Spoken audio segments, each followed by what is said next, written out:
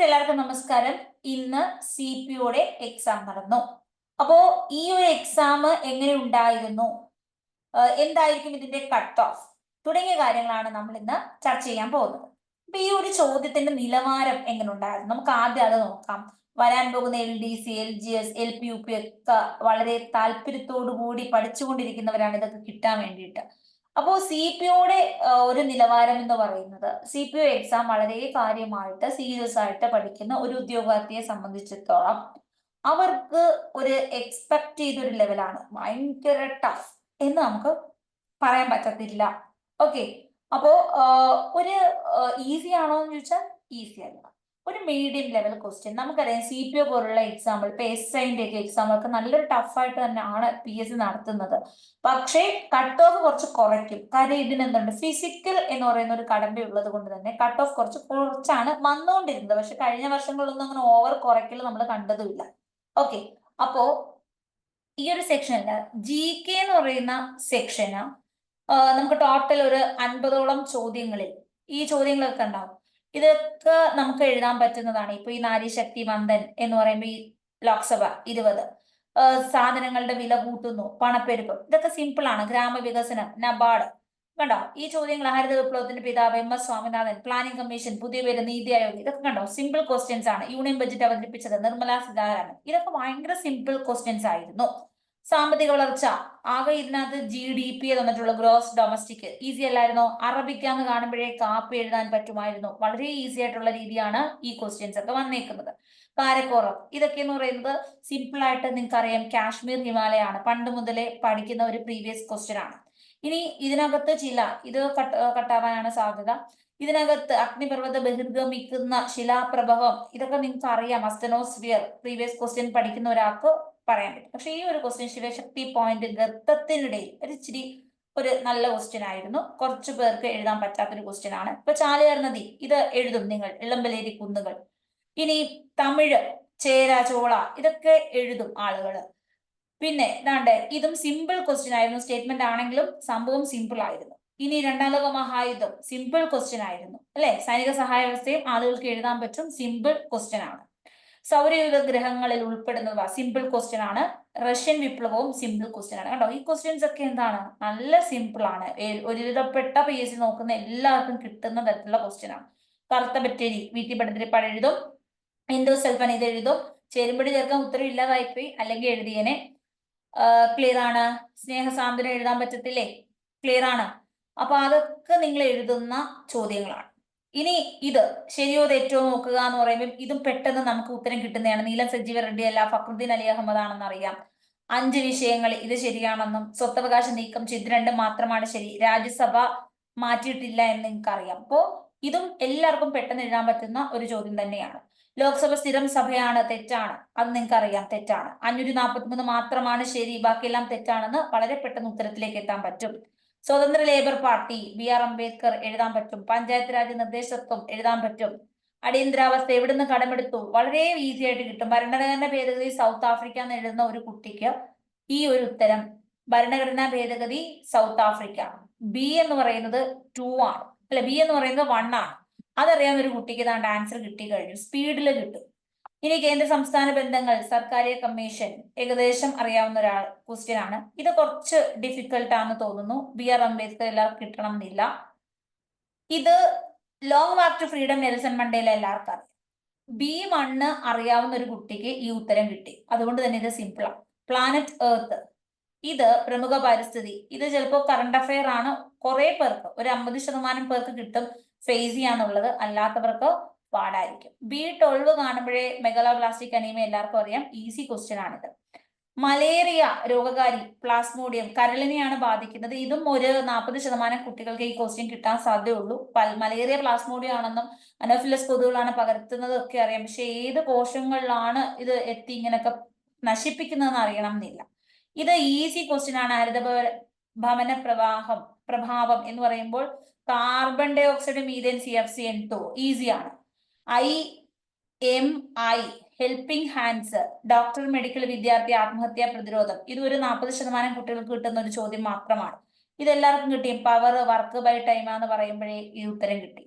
ജിയുടേത് ഭൂമിയുടെ ആകൃതിയാണ് എന്ന് ഒരു കോമൺ സെൻസ് ഉള്ളവർക്ക് മനസ്സിലാക്കാൻ പറ്റും. ഇൻസാറ്റ് 3 കാലാവസ്ഥ ഉപഗ്രഹമാണ്, കിട്ടും. പ്രകാശവർഷം ദൂരമാണെന്ന് വളരെ ഈസി ക്വസ്റ്റ്യൻ ആണ്. ബാറ്ററി ലിഥിയം അയോൺ ബാറ്ററി എന്നാണ് പേര് തന്നെ, അതും കിട്ടും. 31 1:12 എഴുതി നോക്കുമ്പോൾ തന്നെ ഗ്രൂപ്പ് പീരീഡും മനസ്സിലാക്കാൻ പറ്റും. ഒരു 75% കുട്ടികൾക്കും ഇത് ആൻസർ ചെയ്യാൻ പറ്റുന്നതാണ്. വളരെ കൺഫ്യൂഷൻസ് ഒന്നും വരുന്നില്ല. ഇത് ഒരുവിധപ്പെട്ടവർക്ക് പെട്ടെന്ന് എഴുതാൻ പറ്റണം എന്നില്ല, അതുകൊണ്ട് തന്നെ ഇതായി മാറും. ഇത് പൊട്ടാസ്യം ആണ് കൂടുതൽ എന്ന് എല്ലാവർക്കും അറിയാം, പിന്നെ മഗ്നീഷ്യം എന്നും അറിയാം. അപ്പൊ ഇത് ഒരുവിധം ഒരു 60% പിള്ളേർക്ക് കിട്ടുന്ന ഒരു ചോദ്യം തന്നെയാണിത്. ഇത് അധികം ആർക്കും കിട്ടത്തില്ല, റെയർ ക്വസ്റ്റ്യൻ ആയിട്ടാണ് ഇരിക്കുന്നത്. കണ്യാർകളി പാലക്കാട് ജില്ലയിൽ ഉണ്ട് എന്നറിയാം അല്ലെ. അപ്പൊ ഇത് രണ്ടും തെറ്റായി, ഇത് മാത്രമായി. പിന്നെ ഇത് രണ്ടും ചിലർക്ക് അറിയത്തില്ലായിരിക്കും, ഒരു 40% പേർക്ക് കിട്ടുന്ന ഒരു ആൻസർ ആയി മാറിയത്. അപ്പൊ ഉത്തരം 1, 2, 3 ആണ് ശരി. ഇനി ഇന്ത്യൻ ഭാഷകളിലെ മികച്ച സരസ്വതി സമ്മാനം ഇവർക്ക് രണ്ടുപേർക്കും കിട്ടിയെന്നറിയാം. അപ്പോ 2, 3 അത് എല്ലാവർക്കും കിട്ടുന്നതാണ്. ഇത് ഒളിമ്പിക്സിന്റെ ആപ്തവാക്യം എല്ലാവർക്കും അറിയാം, കൂടുതൽ ഉയരത്തിൽ. ഓസ്കാർ നേടിയ ഓപ്പൺഹൈമർ 7 അവാർഡ് കിട്ടി, 13 എന്ത് കിട്ടി, 13 നോമിനേഷൻ. അപ്പൊ ഇത് എല്ലാവർക്കും കിട്ടും. ആത്മോപദേശ ശതകം വളരെ സിമ്പിൾ ആയിട്ട് കിട്ടും. അപ്പൊ GK-യില് 50 ചോദ്യങ്ങളിൽ ഒരു നല്ല രീതിയിൽ PSC പഠിക്കുന്ന ഒരാൾക്ക്, വളരെ മികച്ച രീതിയിൽ പഠിക്കുന്ന ആൾക്ക് 45 സ്കോർ ചെയ്യാം. അല്ലാതെ ഒരു ആവറേജ് സ്റ്റുഡന്റിന് പോലും 40 സ്കോർ ചെയ്യാൻ പറ്റുന്നുണ്ട്. ഓക്കെ, GK അങ്ങനെ പറ്റുന്നുണ്ട്, 40 സ്കോർ ചെയ്യാൻ പറ്റും അല്ലെ. നിങ്ങൾക്ക് തന്നെ നോക്കാം, പറ്റുന്നില്ലേ? സിമ്പിൾ ക്വസ്റ്റ്യൻസ് അല്ലായിരുന്നോ? ഇനി നമ്മൾ മലയാളത്തിലേക്ക് വരുമ്പോൾ മലയാളം വളരെ സിമ്പിൾ ആയിരുന്നു. അവൻ, A+N കിട്ടത്തില്ലേ? ശരിയായ പദം ആഖ്യാനം കിട്ടത്തില്ലേ? ഇനി കാലദേശങ്ങൾ, നാടോടുമ്പോൾ നടുവേ ഓടണം, എവരി പോട്ടർ, കാക്കയ്ക്ക് തൻകുഞ്ഞ് പെൺകുഞ്ഞ്, വിയോഗം സംയോഗം എല്ലാരും പഠിക്കുന്ന ഒരു വിപരീതമാണ്. വിഹകം എന്ന് പറയുമ്പോൾ പക്ഷി, അത് എല്ലാരും പഠിക്കുന്നത്. ദുജനം ഇച്ചിരി കൺഫ്യൂഷൻ ആകാം, ചിലപ്പോൾ അന്തസത്തയൊക്കെ ഒന്ന് ആലോചിച്ച് ചില കൺഫ്യൂഷനിലേക്ക് പോകാം. ദുർജനം കുറെ പേർക്ക് കിട്ടും. ഇത് വദനം ആനനമാണ്, അനിലൻ ഇതല്ലെന്നറിയാം. മഞ്ഞ് ഇത് വളരെ ഈസി ആയിട്ട് കിട്ടും കേട്ടോ. ഒരുവിധം എല്ലാവർക്കും അറിയാവുന്ന ചില പര്യായങ്ങളിൽ ഒന്നാണ് മഞ്ഞ്, അമ്മ, പൂവിൻ്റെത്, കാടിൻ്റെത്, മേഘത്തിൻ്റെത്. ചിലത് മാത്രം എല്ലാരും പഠിച്ചു വെച്ചിട്ടുണ്ട്, അതിലൊന്നായത് ഭൃത്യൻ അത് കിട്ടും. ദിഗ്വിജയം ഒരു 70% പേർക്ക് കിട്ടും. ദിക്കുകളെ ജയിക്കലാണ് ദിഗ്വിജയം, വിജയം എന്നുണ്ട്. എനിക്ക് തോന്നുന്നു ഒരു 90% പേർക്കും ഇത് കിട്ടാൻ സാധ്യത. അപ്പൊ മലയാളത്തില് 10ല് 9 മാർക്ക് എന്ന് പറയുന്നത് ഭയങ്കര ഈസിയാണ്. 10ൽ 10ഉം എനിക്ക് തോന്നുന്നത് ഒരു 60% കൂടുതൽ പേരും സ്കോർ ചെയ്യും എന്നാണ്. ഇനി ഇംഗ്ലീഷിലേക്ക് വരുമ്പോഴും ഇതേ അവസ്ഥയാണ്. ഇത് ഓണാണെന്ന് എല്ലാവർക്കും അറിയാം. ഗാർലെസ് വെരി ടോക്കറ്റീവ് എന്നറിയാം. നെയ്തർ ഓഫ് us കഴിഞ്ഞാൽ സിംഗുലർ എന്നുള്ള രീതി. കോൾട്ട് ഹോഴ്സ് ആണെന്ന് എല്ലാവർക്കും അറിയാം.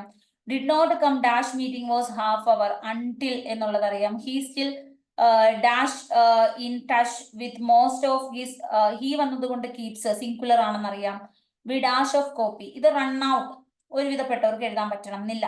വുഡ് യു മൈൻഡ് വേസ്റ്റിംഗ്, ഇപ്പൊ മൈൻഡ്, വുഡ് യു മൈൻഡ് എന്നാൽ ING, അത് എല്ലാവർക്കും അറിയാം. ഹീസ് യൂറോപ്യൻ, 100ൽ 100ഉം എഴുതും. Yesterday Sharon dash the station to meet Anu, അപ്പോ എസ്റ്റർഡേ വന്നത് കൊണ്ട് തന്നെ വെന്റ് എന്നുള്ള രീതിയിലും. അപ്പോ ആ ഒരു ഉത്തരം ഇംഗ്ലീഷ് എന്ന് പറയുമ്പോൾ 10ൽ 10ഓ അല്ലെങ്കിൽ ഒരു 10ൽ 9 ഒരുവിധം എല്ലാവർക്കും ഇംഗ്ലീഷ് നന്നായിട്ട് അറിയാവുന്നവർക്ക് 10ൽ 10ഉം കിട്ടുന്ന ഒരു സെക്ഷനാണ് ഇംഗ്ലീഷ് അല്ലെ.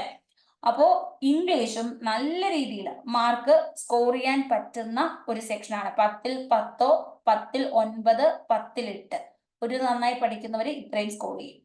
ഓക്കെ ആണ്. മാത്സും ഇതുപോലെ തന്നെയാണ്.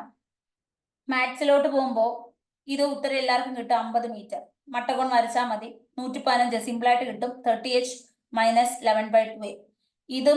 ഇത് കുറച്ച് പേർക്ക് കൺഫ്യൂഷൻ വരുമെങ്കിലും വലിയ പ്രശ്നമൊന്നുമില്ല, കിട്ടും.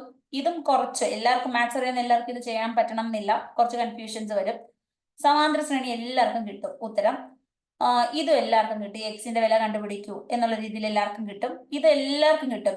n × n + 1/2 the whole square, n × n + 1/2 the whole square ആണ്. അപ്പോൾ 21ന്റെ സ്ക്വയർ 210ന്റെ സ്ക്വയർ എന്നുള്ള രീതിയിൽ കിട്ടും.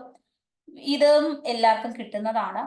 സാധാരണ പലിശ അതും ഈസി ആയിട്ട് കിട്ടും, ഇതും കിട്ടും. അപ്പൊ മാത്സും 10ൽ ഒരു ആവറേജ് സ്റ്റുഡന്റിന് പോലും 8 മാർക്ക് സ്കോർ ചെയ്യാൻ പറ്റുന്നുണ്ട്. ഓക്കെയാണ്.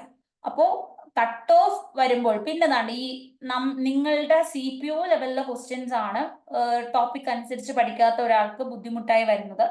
പിന്നെ കുറച്ച് ക്വസ്റ്റ്യൻസ്, അതായത് ഇപ്പോൾ ഇതൊക്കെ ഒരുവിധം എഴുതാൻ പറ്റും. വിവര സാങ്കേതിക വിദ്യ, ഇങ്ങനത്തെ ക്വസ്റ്റ്യൻസ് ആണ്. ഒരുവിധം ടോപ്പിക് നന്നായി പഠിക്കുന്ന കുട്ടിക്ക് ഇതെല്ലാം എഴുതാൻ പറ്റുന്ന രീതിയിലാണ് ക്വസ്റ്റ്യൻസ് വന്നത്. എങ്കിലും ഇതിനകത്തായിരിക്കും കുറച്ച് മാർക്കുകൾ നഷ്ടപ്പെടുന്നത്. അപ്പൊ 50-ല് നന്നായി പഠിക്കുന്ന ഒരു കുട്ടിക്ക് 40-ഉം, മലയാളത്തിൽ 10-ൽ 10-ഉം, ഇംഗ്ലീഷില് 10-ൽ ഒരു 8-ഉം സ്കോർ ചെയ്യാൻ പറ്റും. മാത്സ് ആയതുകൊണ്ട് തന്നെ നമ്മളൊരു 7 സ്കോർ ചെയ്യും എന്തായാലും എന്ന് നമുക്ക് പ്രതീക്ഷിക്കാം. അപ്പൊ തന്നെ 58-ഉം 7-ഉം 65 മാർക്ക് ഓൾറെഡി സ്കോർ ആയി. ഓക്കെ, അപ്പോൾ ഒരുവിധം കുട്ടികളൊക്കെ ഒരു നല്ല രീതിയിൽ കോൺസ്റ്റൻസ് ആയിട്ട് പഠിച്ചുകൊണ്ടിരുന്ന ഒരു കുട്ടി 70-ന് മുകളിൽ എന്തായാലും സ്കോർ ചെയ്യും. പിന്നെ എക്സാം ഹാളില് നമ്മളിങ്ങനെ സമയമാകുമ്പോൾ കുറച്ച് ടെൻഷൻ, ടഫ്, ബുദ്ധിമുട്ട് അങ്ങനെയൊക്കെ പറഞ്ഞ് നമുക്ക് കുറച്ച് തെറ്റും അല്ലെ. നമുക്ക് എത്ര അറിയാന്ന് പറഞ്ഞാലും ചിലപ്പോൾ കൊണ്ടുപോയി കറക്കി കുത്തും തെറ്റിച്ച്. പിന്നെ നമ്മൾ വായിക്കുന്നതൊക്കെ തിരിച്ചായിരിക്കും. അങ്ങനെയൊക്കെ നമ്മുടെ ടെൻഷൻ കാരണം കുറച്ച് മാർക്ക് പോകും. അപ്പൊ ഞാൻ പറയുന്ന ഒരു കട്ട് ഓഫ് 65 to 70 ആണ്. 65 ഇത് പിന്നെ ഒരു ഫിസിക്കൽ ഇതും കൂടെ ആയതുകൊണ്ട്, ഇപ്പൊ ഫിസിക്കൽ ടെസ്റ്റ് ഉള്ളത് കൊണ്ട് കുറച്ച് കട്ട് ഓഫ് ഒന്ന് താക്കും. അപ്പൊ ഇത്രയും നമുക്ക് സ്കോർ ചെയ്യാൻ പറ്റും. ഒരു 65 അല്ലെങ്കിൽ 70 ഒരുവിധപ്പെട്ട കുട്ടികൾക്കൊക്കെ സ്കോർ ചെയ്യാൻ പറ്റും ഈ ഒരു ക്വസ്റ്റ്യൻ പേപ്പറിൽ. നമ്മൾ കുറച്ചിട്ടാണ് പറഞ്ഞത്. നമ്മൾ ഈ സെക്ഷനിൽ 20-ൽ വലിയ മാർക്കുകളൊന്നും തന്നെ പറഞ്ഞില്ല. ഓക്കെ, ഈ ഒരു സെക്ഷനിൽ എങ്കിലും നമ്മുടെ ഒരു കട്ട് ഓഫ് എന്തായാലും ഇതിനുള്ളിലാകാൻ 60 to 70-നുള്ളിലാകാനാണ് സാധ്യത. 60 ലെവല് ഒക്കെ ഉള്ളവര് സേഫ് സോണിലാകും. എന്തായാലും എന്ത് ചെയ്യുക, ഫിസിക്കൽ എന്നുള്ള രീതിയിൽ ആ ഒരു രീതിയിൽ മുന്നോട്ട് പോവുക. പിന്നെ വരാൻ പോകുന്ന LDC ഒക്കെ പോലുള്ള ടെസ്റ്റുകൾ നിങ്ങൾ നന്നായി പഠിക്കുക. ഈ ഒരു കട്ട് ഓഫ് ആകണ സാധ്യത, കാര്യം ഫിസിക്കലും കൂടെ ഉള്ളത് കൊണ്ടാണ് മാർക്ക് കുറച്ചൊന്ന് താത്തി വെക്കും. ഓക്കെ, അപ്പോൾ എല്ലാവർക്കും മനസ്സിലായെന്ന് വിശ്വസിക്കുന്നു. Thank you so much. Next ക്ലാസ്സിൽ വീണ്ടും കാണാം. ബൈ.